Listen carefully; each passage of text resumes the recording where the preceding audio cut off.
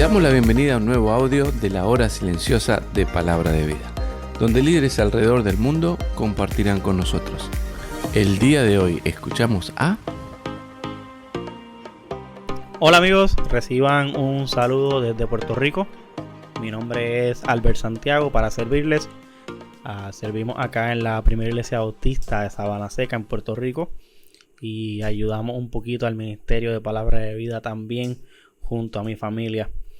Hoy, como parte de los audios de la hora silenciosa, vamos a estar considerando el capítulo 2 de Romanos, versículo 1 al 16, tratando de aplicar un poco el contexto. No queremos perdernos tal vez demasiado en eso, pero sí explicar un poco de qué estaba hablando Pablo, el momento histórico en el que nos encontramos y tal vez algunas aplicaciones de vida, algo que te pueda llevar para de manera bien práctica, ¿verdad? Poner a prueba el resto del día después de haber escuchado esto o después. Pero es para mí una bendición compartir la palabra de Dios. Así que vamos ahí al capítulo 2 de Romanos. Y dice así: por lo cual eres inexcusable, oh hombre, quien quiera que seas tú que juzgas, pues en lo que juzgas a otros te condenas a ti mismo, porque tú que juzgas haces lo mismo. Mas sabemos que el juicio de Dios contra los que practican tales cosas es según verdad. Y piensas esto, oh hombre, tú que juzgas a los que hacen y hacen lo mismo que tú, ¿escaparás del juicio de Dios? ¿O menosprecias las riquezas de su benignidad, paciencia y longanimidad, ignorando que su benignidad te guía al arrepentimiento? Pero por tu dureza y por tu corazón no arrepentido atesoras para ti mismo ira para el día de la ira y de la revelación del justo juicio de Dios, el cual pagará a cada uno conforme a sus obras, vida eterna a los que perseverando en hacer el bien buscan gloria y honra e inmortalidad, pero ira y enojo a los que son contenciosos y no obedecen a la verdad, sino que obedecen a la injusticia. Tribulación y angustia sobre todo ser humano que hace lo malo, el judío primeramente y también el griego. Pero gloria, honra y paz a todo el que hace lo bueno, al judío primeramente y también al griego. Porque no hay acepción de personas para con Dios. Porque todos los que sin ley han pecado, sin ley también perecerán. Y todos los que bajo la ley han pecado, por la ley serán juzgados. Porque no son los oidores de la ley los justos ante Dios, sino los hacedores serán justificados, porque cuando los gentiles que no tienen ley hacen por naturaleza lo que es de la ley, estos, aunque no tengan ley, son ley para sí mismos, mostrando la obra de la ley escrita en sus corazones, dando testimonio a su conciencia y acusándoles o defendiéndoles sus razonamientos en el día en que Dios juzgará por Jesucristo los secretos de los hombres, conforme a mi evangelio. Bien. El Señor añada bendición a su palabra en este momento que estás escuchando la hora silenciosa. No sé si es por la mañana, tarde o noche, pero es mi oración que el Señor te bendiga. Bien, esto es una carta paulina que va dirigida, ¿no?, al nombre, que son los romanos. Y el contexto en este momento es a los cristianos en Roma, que interesantemente Pablo aún no los ha visitado. Entonces, cuando Pablo en un momento decide escribir a los romanos, uno de los temas que él encuentra tal vez más importante es el tema de la salvación. Y ese precisamente es el hilo conductor de todo el libro de Romanos, ¿no? El capítulo 1, 2, 3 está hablando acerca de la condenación de los judíos, los gentiles, la humanidad. Luego en el capítulo 4 va desarrollando el origen del pecado, el desarrollo de la justificación. Y es interesante porque es una reflexión teológica, ¿no?, del apóstol Pablo acerca de la salvación. Y dentro del contexto, cada vez que vamos a hablar de salvación, es sumamente importante hablar del pecado, ¿no? Porque el pecado es precisamente de lo que nos salva el Señor. No, cuando uno habla acerca de la salvación, lo primero que uno se tiene que preguntar es, bueno, ¿de qué necesitamos salvación? ¿No? Entonces, ve el capítulo 1, cuando uno empieza a leer, uno ve que Pablo está hablando a los gentiles y en el capítulo 2 como que cambia un poco porque te fijas que empieza a mencionar un poco acerca de la ley y ya en el versículo 17, que no es lo que vamos a hablar hoy, pero en el versículo 17 dice, he aquí tú tienes el sobrenombre de judío, ¿no? Es como que ya se va en cierta manera del capítulo 1 al 2, hay como una transición de quién está recibiendo el mensaje. En el capítulo 1 son los gentiles en Roma, en el capítulo 2 va como cambiando ese mensaje a los judíos. Y a veces uno diría, bueno, si le está hablando a los judíos, ¿qué aplicación me llevo yo? ¿No? Yo pienso que lo primero que tenemos que contestar en esta hora, siguiendo tal vez el patrón o la estructura de lo que es la hora silenciosa, es qué dice el pasaje y luego cómo lo puedo aplicar a mi vida. Para contestar un poco acerca de qué dice el pasaje, hay una palabra que me llama la atención que se va a mencionar varias veces en Romanos y está particularmente en el versículo 2.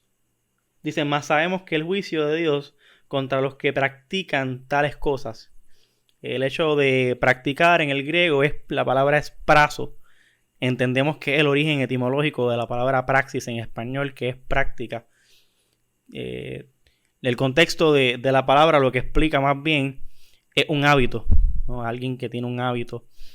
Y él dice, el que tiene un hábito, ¿no? de hacer tales cosas. Y luego en ese mismo pasaje hay algo que me llama la atención porque dice, es según verdad. No es la impresión que yo tengo acerca de cómo Dios me va a juzgar. No es lo que yo pienso es bueno o malo. No es lo que yo pienso que sea un estándar moral o ético. Sino lo que Dios piensa. Y ese es el juicio. El juicio no es por lo que nosotros pensamos acerca de nosotros mismos, sino por lo que Dios piensa de nosotros. Ese es el juicio. Entonces, en el capítulo 2 hay algunas palabras que se nota que son clave de por qué le está hablando al pueblo judío. Versículo 5 dice, pero por tu dureza y por tu corazón no arrepentido, atesoras para ti mismo ira para el día de la ira de la revelación del justo juicio de Dios. No, esa palabra tiene muchas referencias al Antiguo Testamento, a la dureza del corazón, por ejemplo, en Jeremías, el justo juicio, ¿no? El día del juicio en Joel y otras referencias antiguo testamentarias a los profetas. Es importante reconocer que exactamente Pablo está redarguyendo o corrigiendo en el corazón de los judíos. Y yo pienso que es precisamente la arrogancia.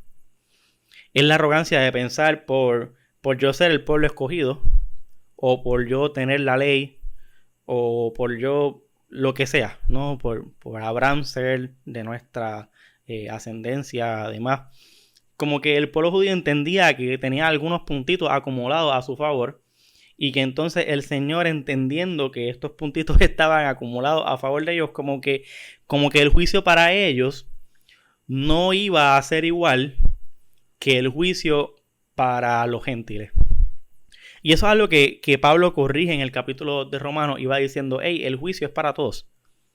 ¿No? Y en el capítulo 3, el versículo 23, me encanta porque dice, porque todos han sido destituidos de la gloria de Dios, ¿no? Y es interesante cuando la palabra de Dios utiliza absolutos, ¿no? Todos están destituidos. No hay excepción de personas. Y aquí mismo lo dice, el Señor no hace acepción de personas, ¿no? Entonces dice el versículo 12, porque todos los que sin ley han pecado, sin ley también perecerán. Entonces es como que si tienes ley, va a perecer, y si no tienes ley, también va a perecer. Aunque sea por razones distintas, va a perecer si no es por Cristo, ¿no? Y mira que dice, porque cuando los gentiles que no tienen ley hacen por la naturaleza lo que es de la ley, esto, aunque no tengan ley, para sí mismos, no son ley para sí mismos, lo que le está enseñando a los judíos es la superioridad de obedecer a Dios sin la ley versus obedecer a Dios a través de la ley o no obedecerle. Entonces es interesante como que resuena con Santiago, el capítulo 1, el versículo 22, que dice que no son los oidores, no los que van a ser justificados ante Dios, son los que en realidad toman acción, ¿no? Y obedecen. Eso dice Santiago, no son, ¿verdad? No seamos oidores, sino también hacedores de su palabra. Entonces nosotros decimos, ¿qué me llevo para mí? Bueno, Cristo mismo lo dijo, que era fácil ver la paja en el ojo del hermano y no ver la viga en su propio ojo. Siempre hay una tendencia cuando se trata de mirarnos a nosotros mismos a hacerlo con un poquito más de gracia que si estuviéramos juzgando a otra persona. Los judíos eran arrogantes y por ser escogidos y tener la ley entendían que el juicio para ellos iba a ser distinto, pero esta no es la única razón por la que podemos tener arrogancia y pensar que Dios va a tener un juicio liviano para con nosotros por tal o cual razón. La verdad es que no, el Señor va a juzgarnos a todos justo y parejo. Preguntas para tal vez llevar a cabo hoy. El Señor no necesariamente concuerda con nuestra autoevaluación. De manera que es tiempo de llevar a cabo una introspección, ¿no? Una autoevaluación sincera, mirar el corazón y decir, Señor, muéstrame tal vez cuáles son esas cosas que yo pienso que me hacen superior. Qué triste es pensar que yo me sienta superior a alguien dentro o fuera de la iglesia. Esa es la pregunta, ¿existe arrogancia en el corazón? Yo creo que es tiempo de inspeccionar y contestar esa pregunta. Y lo otro que yo pienso que sería bueno en un momento dado ahí en tu tiempo personal con Dios es pensar si algo nos enseña Romanos es que el pecado es universal y todos necesitan escuchar el Evangelio. No, el Evangelio no es solamente para los perdidos, el Evangelio es también para los creyentes. Nos recuerda la obra de Cristo en nosotros. Nos recuerda cómo esto tiene consecuencias de redención y más allá de redención, santificación para nuestras vidas, ¿no? El Evangelio va mucho más allá de simplemente salvar al perdido, es para nosotros también. Pero qué importante cuando uno va viendo la predicación del Evangelio en la Biblia, la importancia de pensar en otros y de quién pudiese estar escuchando este mensaje. Así que si te fuera a dar una asignación, sería primero, ¿cuál es la introspección o el proceso que tengo que llevar a cabo para darme cuenta que tal vez está mal en mi corazón? Y lo segundo es, ¿quién necesita escuchar el Evangelio? ¿Qué amigo, qué compañero de trabajo necesita escuchar de Dios? Así que ese es el desafío. El Señor te bendiga. Gracias por escucharnos. Recuerda que este audio no reemplaza tu tiempo a solas con Dios. Te animamos a que escribas tus aplicaciones personales. Hasta mañana.